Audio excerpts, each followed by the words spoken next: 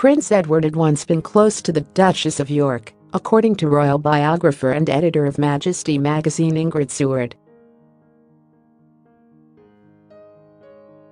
However, in her 1995 book Prince Edward, a biography, the royal author claims that Sarah Ferguson was once accused of leaking details of Edward's love affair with Sophie, Countess of Wessex, to Princess Diana's biographer. Shortly before the story of Edward and Sophie's romance broke, the Countess of Wessex had met Sarah at Windsor, and the two ladies started gossiping. Royal fury, how the Queen summoned Prince Edward over unfair accus. Princess Diana's revenge, how Diana turned on Prince Charles with.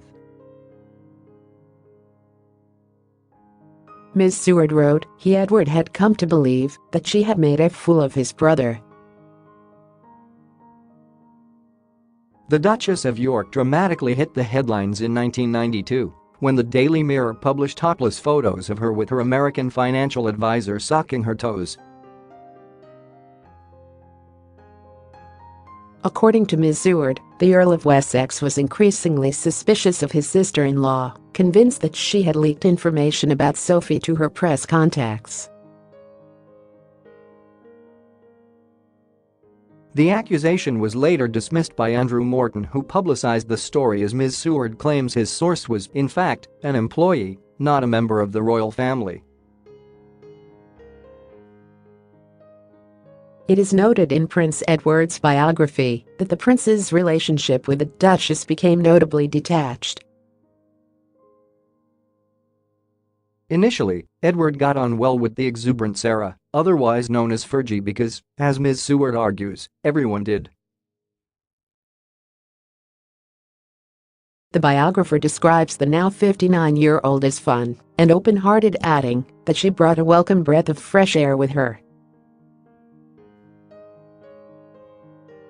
Edward and Fergie dined in Soho on occasion. Biddy Hayward, a former colleague of the prince, said he was very fond of her.